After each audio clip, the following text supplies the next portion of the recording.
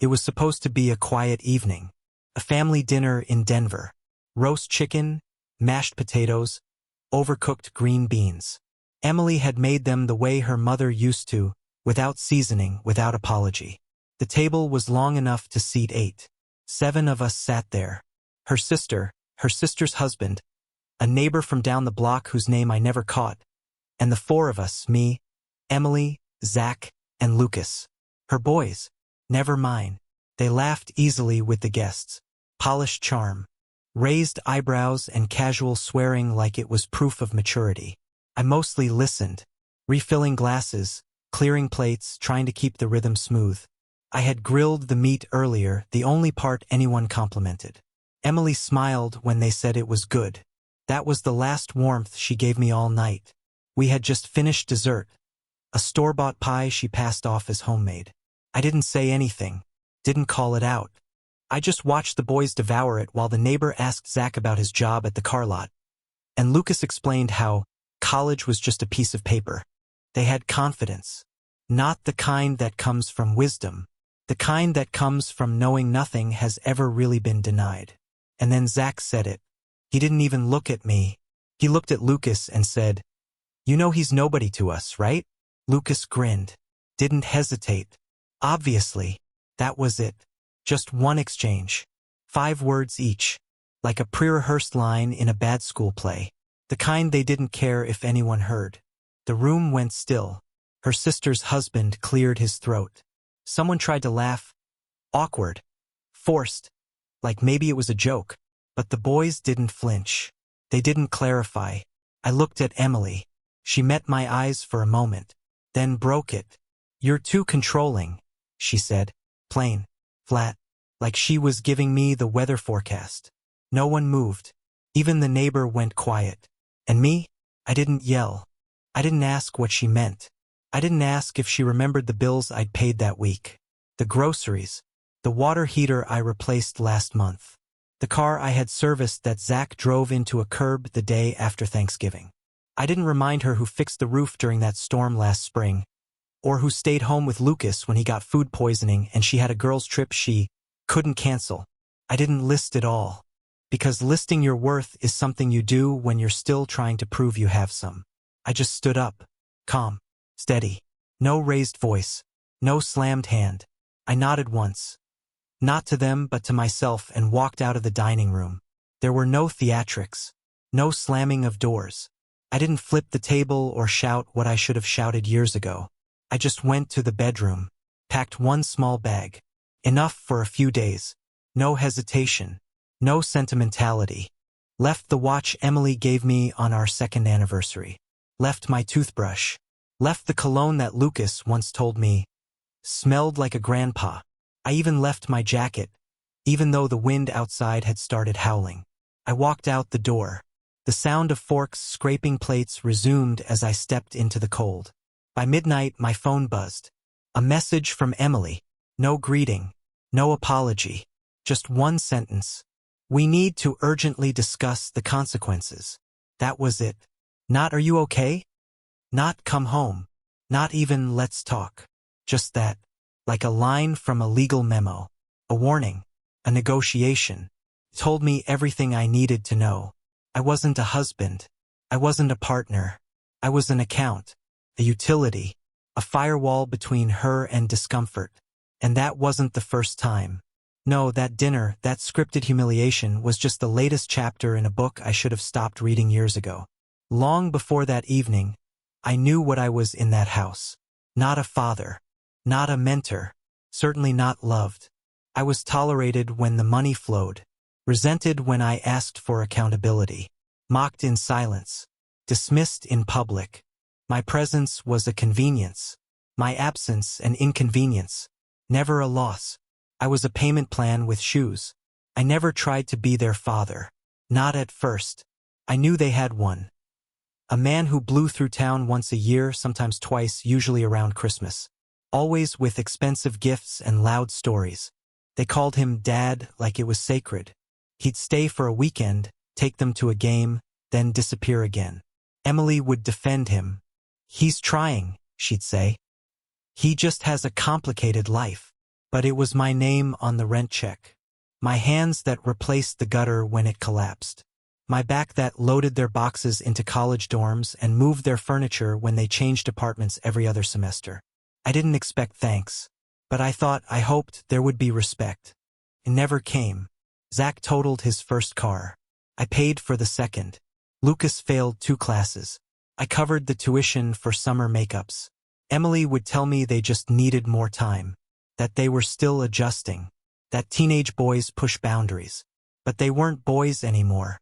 Zach was 21, Lucas 19, old enough to drink, to vote, to live on their own, but not old enough, apparently, to say thank you or I see you. I kept waiting for the moment they'd stop measuring me against the ghost of a man who gave them nothing but DNA and disappointment. That moment never came. Instead, I got eye rolls, backhanded comments, jokes at my expense during holidays. Stepdaddy's rules, Zach once said during a 4th of July barbecue. When I asked him not to smoke near the younger cousins, everyone laughed. Even Emily. That should have been the night I left. But I stayed. For reasons that now feel pathetic. I told myself that families are built over time. That bonds take years. That resentment is just another form of fear, and maybe, just maybe, if I showed up enough, paid enough, waited long enough, they'd let me in. They never did. I paid for Lucas's college, Zach's car, the renovations in their rooms, new paint, new lighting, new furniture when they outgrew their beds. I made sure Emily never had to split the grocery bill, never had to look at her bank balance twice before ordering takeout or buying shoes. I took on every burden without complaint, because I thought that's what men do. They carry the weight, quietly, while others rest on their shoulders. But the truth is, I was never on their family tree. Just in the margins. Placeholder. A wallet with legs.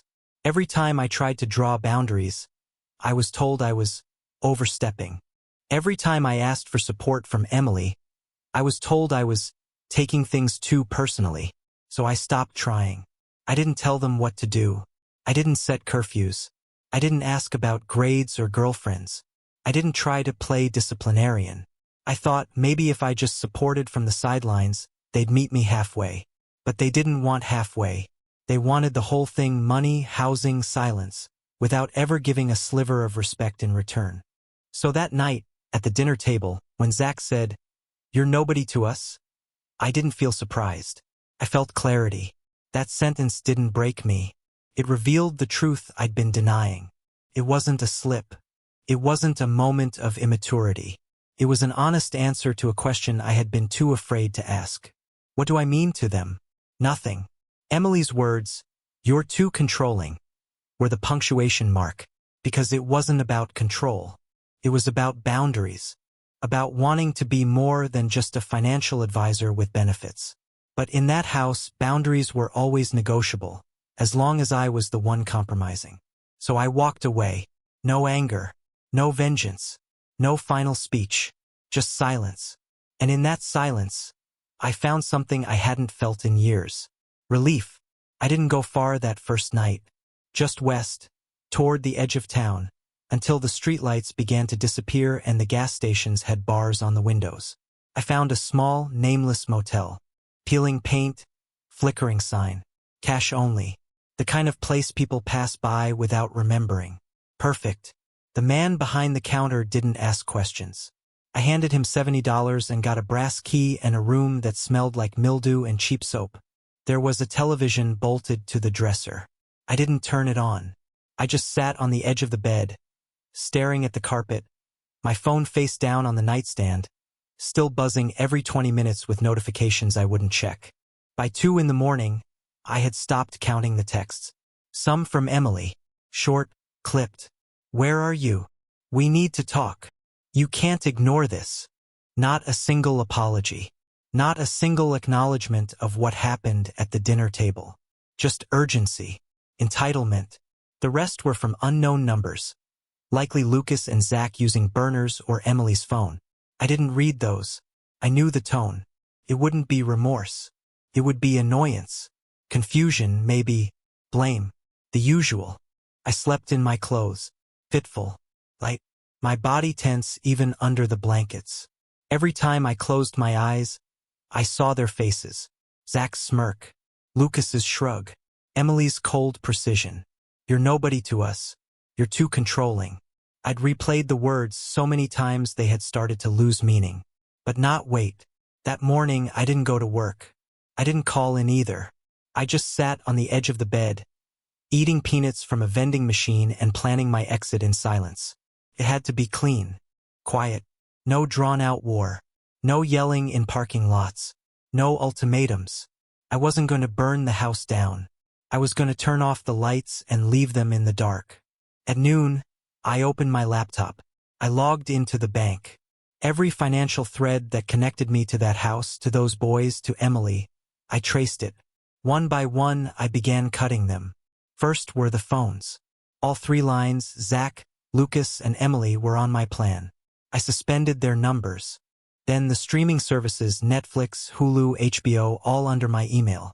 Cancelled. Passwords changed. The joint credit card frozen. The student loan auto payments for Lucas turned off. The monthly auto deposit into Zach's account cancelled. The heating bill, water, electric, all registered in my name. I stopped those too. I didn't announce any of it. I didn't leave a note. I just flipped switches in silence. For the first time in a decade, I wasn't fixing things. I was letting them break. By 3 p.m., I had driven across town to a storage facility, rented a unit, paid 6 months in advance. Then I went back to the house. My house, though it had never felt like it, and parked 2 blocks away. I waited until I saw Emily's SUV pull out of the driveway with the boys in the back. I gave it 5 minutes. Then I walked up, used my key for the last time. Inside, everything looked the same. Too clean. Too staged. The kitchen still smelled like lemon disinfectant and lies. I moved fast. Grabbed only what was mine. The tools. The paperwork. A few photos I hadn't put in frames. Clothes. Nothing she gave me. Nothing they touched. I left the rest, the furniture I built, the grill I assembled, the shelves I installed. Let them keep the bones. I was reclaiming the soul. I was back out in less than an hour. No drama. No scenes. They wouldn't even know until they walked in and noticed the silence. That night, I didn't answer a single call. By morning, the volume changed. From Emily, "What are you doing? You're being cruel. This isn't like you." Then, "If you don't fix this, the boys will never forgive you." That one made me laugh. For the first time in weeks. As if I had anything left to lose. Zach messaged next. "You serious? Now I can't even fill my tank. This is immature." No mention of the dinner. No reflection. Just an inconvenience. Lucas followed an hour later. "You walked out like a coward. Real men don't run." I almost replied. Almost. But I stopped myself. I wasn't going to waste the lesson. Because this wasn't revenge. It was recognition. I finally saw what they were, and what I was never allowed to be. For years, I stood in the background, holding up their lives with my labor, my silence, my willingness to be last in every decision, every conversation. They never said thank you, never asked how my day was, never wondered why I came home later and later, eyes heavier, back tighter. They just assumed the lights would stay on. And now they were learning what darkness felt like. 3 days later, I saw them. By accident. I had gone to the bank, the only one in that part of town that still used tellers. I liked the quiet there, the stillness. It felt disconnected from the noise of the life I had shed. They were in the parking lot. Emily and the boys. Lucas in the passenger seat. Zach in the back. Both of them looking bored and irritated. Emily was on the phone. She saw me through the glass and froze. I walked toward my truck. She rushed out. "Michael," she said. Not hey. Not please. Just my name, sharp and familiar like a blade. "You can't just disappear." I stopped. Turned. "I can," I said. "You all did it first." She blinked. "I didn't disappear. You let them humiliate me. In front of your sister. In front of strangers. And you added your piece like it was rehearsed." She opened her mouth, closed it, looked back at the boys. "They're just kids." "No, Emily. They're grown. And you know it." She looked away. The air between us heavy with years of resentment neither of us had ever spoken aloud. They didn't mean it. I shook my head. They did. And you let them. You always did. Behind her, Lucas rolled down the window, watching us. Not curious. Not concerned. Just amused. Emily followed my eyes. Her voice dropped. You're going to ruin everything over a few words? I laughed then, low, bitter. It wasn't just words. It was years. Years of disrespect. Years of being used and pushed aside while you asked me to just hold on a little longer. They need you. No, I said. They needed my money, my labor, my name. They never needed me. I got in the truck, closed the door. She stood there, didn't follow, didn't knock. And that was how I knew it was over. Not because we screamed, not because anything broke, because neither of us reached for the other, because silence had become more honest than anything we ever said. The next morning, the phone wouldn't stop. Not ringing, buzzing. Text after text stacking on top of each other like unpaid bills. I didn't answer. I watched the screen light up, then go dark, again and again, until the battery dipped below 20% and I finally felt some quiet. Emily was first. Confused, not worried. Where are you staying? This isn't funny. We need to talk like adults. Then the irritation crept in. You're acting unstable. You're punishing everyone. You're taking this too far. No mention of the dinner. No ownership. Just blame wrapped in concern. Zach came next. You serious? I'm stuck without a car now. Do you know how stupid this makes you look? Congrats, you proved nothing. Lucas followed a few minutes later. You walked out like a coward. Real men don't vanish. You always do this. Disappear when things get hard. I stared at that last one for a long time. Because it wasn't true. I never disappeared. I stayed when it was hard. I stayed through the eye rolls, the mockery, the comparisons to a man who showed up twice a year and left behind nothing but stories and expectations. I stayed while they grew taller, louder, crueler. I stayed while Emily asked me to be patient, to be understanding, to not take things personally. I stayed until staying meant erasing myself. That day, I turned my phone off. Not as a statement, as a necessity. For the first time in years, I didn't need to explain myself to anyone. I didn't need permission to breathe. I didn't need to negotiate my dignity. I spent the day walking. No destination, just movement. The city felt different when no one expected anything from me. I ate when I was hungry, sat when I was tired, thought without interruption. That night I slept deeply. No dreams, no replayed arguments, just rest. On the third day I saw them again. Near the bank. Emily rushed toward me like I'd stolen something from her. Like I owed her an explanation she had never offered me. You can't just disappear, she said. I can, I answered. You all did it first. She frowned, confused. What are you talking about? You stopped seeing me a long time ago, I said. You just forgot to tell me. She tried to soften her voice, tried to reframe it. Things were stressful. They're young. It's complicated. I looked at her, really looked, and realized something simple and devastating. She wasn't confused by my absence. She was inconvenienced by it. You laughed, I said quietly. When they humiliated me. Her eyes flickered. She looked away. That wasn't. It was, I said. And that was the end. Behind her, Zach watched from a distance. Arms crossed. Annoyed. Lucas leaned against the car, scrolling his phone, uninterested. Not one of them stepped forward. Not one of them asked why. They didn't want clarity. They wanted the system restored. Emily sighed. You're overreacting. No, I said. I'm finally reacting the right amount.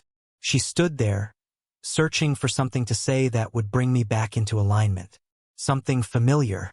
Something that worked before. Think about what you're doing, she said. Think about the damage. I nodded. I am. That's why I'm done. I walked away. No anger. No shaking hands. Just certainty. That night, I booked a one-way ticket west. I didn't tell anyone. There was nothing left to say. Because clarity doesn't argue. It simply leaves. Now I live on the edge of a gray town in Oregon, near a port that smells like rust and salt. My mornings start before sunrise, boots on wet gravel, shoulders stiff from sleep but lighter than they've been in years. I work on the docks.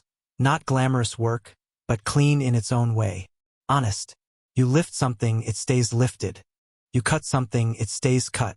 Nobody here asks who I am to anyone. Nobody here needs me to prove I exist. I rented a small cabin near the water. 1 bedroom, tin roof, no echoes of old arguments in the walls. Just wind, creaking floorboards, and silence. The kind that doesn't accuse you of absence. The kind that lets you breathe. I make my own coffee now, just the way I like it. No passive-aggressive comments about sugar or roast. No cold mugs left in the sink after being sipped once and forgotten. No lukewarm mornings where someone else's preferences define your ritual. I buy my own groceries, cook my own meals. If something breaks, I fix it, and I'm the only one who benefits from the repair. If I want to leave a dish in the sink, it's mine to clean or ignore. The only shoes by the door are mine. No one else leaves footprints in my space. Some might call it lonely, but I call it true. Because loneliness is being surrounded by people who only see you when your wallet's open. Loneliness is setting the table for 4 and knowing only 3 of them are allowed to speak freely. Loneliness is being the last one in the house to learn that you don't belong in it. Here, in this place, I am not a stepfather, not a husband, not a provider, just a man, just Michael. And for the first time in decades, that's enough. I thought they'd chase me. I thought Emily would call and say the right thing. Not an apology, I'd long stopped believing in those, but at least a recognition. Something real. But weeks passed. Then a month. And the silence stayed. Eventually, I turned the phone back on. Not because I missed them, but because I stopped caring if they reached out. I had no curiosity left. Just finality. There were voicemails. 3, all from Emily. The first one sounded angry. You can't just walk away like this. You're acting like a child. The second one was quieter. The boys are struggling. Everything's out of balance now. Can we just talk? The third was short. I didn't expect you to actually go. That one almost got to me. Almost. But the truth is, she never expected anything from me. Not strength, not boundaries, not escape. She expected continuation, quiet endurance, unconditional presence, even in the face of contempt. And I gave that for years, until the weight of it began to k*l me. I listened to each message once, then deleted them. No one else called. Not Zach, not Lucas, but I heard about them. Through mutuals, through silence. Lucas took out a loan, dropped a class, had to delay graduation. Zach moved back in with his father, the real one, the mythical one, the one who showed up for birthdays and bolted the next day. I heard it didn't last long. He left again, and Zach learned what ghost parenting really looks like. Emily sold the house, downsized, said it was too much space. But I know the truth. A house with no power flowing through it is just an empty box. The bills kept coming and the hands that used to cover them were gone. Sometimes I picture the kitchen, the one I remodeled. I wonder if the faucet still leaks, if the fridge I bought still hums, if the light above the table still flickers the way it did that night, when everything finally snapped. I wonder if they sit at that table now, remembering what they said. You're nobody to us. I wonder if they'd say it again now that nobody isn't paying the bills. But I don't dwell on it, because I learned something in that exit, something I should have learned long ago. You can't force a role on people who refuse to write you into their script. You can't keep feeding mouths that spit in your direction. You can't build a future with someone who sees your labor as background noise. They wanted a sponsor. I wanted a family. And the night they made the distinction clear, that night when Emily said I was too controlling, when the boys smirked like I was some failed experiment, I didn't lose a family. I lost the last illusion. That was the night I stopped being a stepfather. The night I stopped being a placeholder. And later that same night, as I walked out without a word, I didn't slam the door. I didn't yell, because I wasn't breaking anything. I was leaving what was already broken. I hear people talk about grace, about forgiveness, about second chances. But let me ask you something. When do you stop giving grace to people who never asked for it? When do you stop forgiving people who never said sorry? When do you stop building bridges for those who've already burned them? Because if you wait too long, you don't just lose your place in their house. You lose your place in yourself. And I was tired of being homeless in my own skin. I came here with nothing but a duffel bag and a bank account that finally felt like mine. And in this quiet town, with dock work and cracked knuckles and unshared meals, I found a version of myself I hadn't seen since before I met Emily. A man who didn't need to be liked to have worth. A man who didn't need to be called Dad to be complete. A man who finally understood that love without respect is just indentured service. So now I sit on this porch some mornings, coffee cooling in the wind, watching the bay shimmer under a bruised sky, and I think about all those years I gave away. I don't regret the labor. I don't regret the effort. I don't even regret the love. But I regret the silence, mine. I regret the years I spent absorbing disrespect like it was my duty. I regret every time I told myself, just give it more time, because time doesn't fix what people don't want to fix. Time only deepens the grooves of disrespect until they become roads. And I walked those roads for far too long. So let me ask you, whoever's still listening, was I wrong? Was I cruel to walk away from a house where I was both foundation and outsider? Was I selfish to demand something as simple as human as respect? Or was I simply done? Would you have stayed? Would you have endured it? And if so, for how long? Tell me, because I've heard every voice in that house but my own for years. And now that it's the only voice I have left, I'd like to believe it still matters.